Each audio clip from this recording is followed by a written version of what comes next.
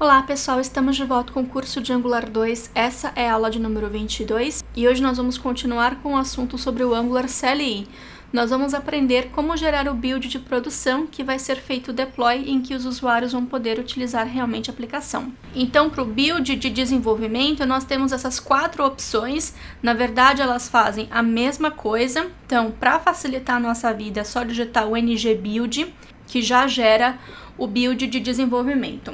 E o que tem dentro desse build? O build vai ser gerado dentro do diretório dist e tem basicamente 3 arquivos. O index.html, que é aquele index.html limpo que a gente viu, ele adiciona só o import do inline, import do main.bundle.js e do polyfills.bundle.js. O arquivo main.bundle possui todo o código-fonte da nossa aplicação, incluindo os templates HTML e o CSS. E o arquivo polyfills tem o código auxiliar que vai ajudar o browser a renderizar o nosso código.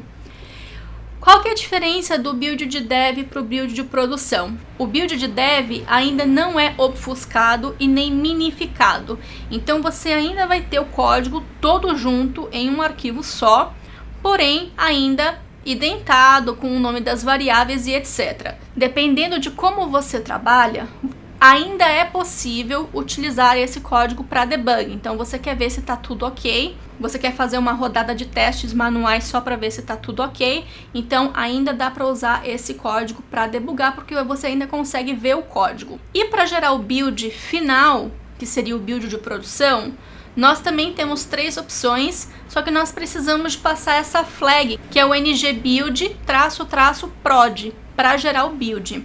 Vai gerar exatamente os mesmos arquivos, só que os arquivos de main e polyfills estão todos minificados e obfuscados. Então, por exemplo, se você tem uma variável carro, essa variável vai passar a se chamar A, porque nós temos que minimizar o tamanho do arquivo também. Então ele já faz isso automaticamente para a gente. E os arquivos CSS, todos esses arquivos também já estão minificados dentro desse arquivo main.bundle. E vocês estão vendo que ele gera um número aí também. Isso ajuda em relação a cache da aplicação. Quando você atualiza o arquivo, às vezes o mesmo não é atualizado por causa do cache, mas quando você tem esse número diferente aí, vai carregar, vai fazer o download, portanto a sua aplicação sempre vai ser atualizada sempre que tiver uma nova versão. A única coisa que não é minificado ainda é o arquivo index.html, porém já existe o pedido para o time do Angular minificar esse arquivo também, afinal são apenas meia dúzia de linhas, né? O que custa minificar o index.html também? Só para a gente ver um pouquinho de hands-on, eu vou utilizar esse próprio projeto aqui de diretivas. Eu vou fazer um ngserve só para a gente ver o que tem dentro desse projeto por enquanto, para a gente poder comparar com os builds de produção. E aqui vocês podem ver que tem as mudanças que nós fizemos nas últimas aulas, mas se a gente vir nessa parte aqui de network, que seria a parte de rede, vocês vão ver que carregam alguns arquivos. O que eu vou fazer agora, eu vou parar esse comando do ngserve.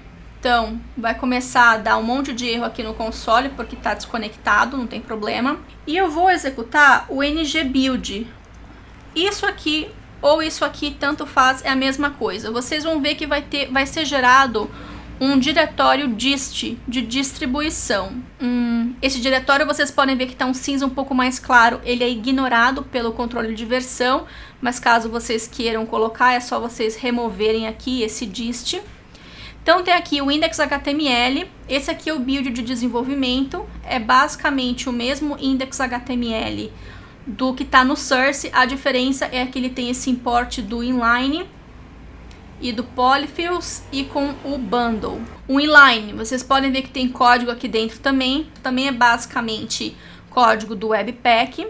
O arquivo main.bundle, vocês podem ver que tem todo o código aqui também, mas tem comentários, a gente consegue ver, ler o código. Se eu fizer a busca, por exemplo, sobre AppWorks, que é o código que a gente tem sendo mostrado lá no nosso browser, AppWorks, vocês podem ver que tem aqui o código-fonte compilado de TypeScript para o ECMAScript. Então tem aqui um AppWorks. Então tem um seletor, tem template, tem a parte de estilos. Se vocês colocarem algum CSS e fazer a busca pelo CSS, vai estar aqui dentro também, o template está aqui dentro também. Então tá todo o código-fonte compilado aqui dentro. E o Polyfills que é código de biblioteca adicional para ajudar a gente a renderizar todo esse código no browser. Se vocês quiserem testar isso daqui, eu vou fazer um cd dist, deixa eu dar um clear aqui, e vou fazer um HTTP server. Se vocês quiserem instalar, isso aqui é um pequeno servidor HTTP do próprio Node.js.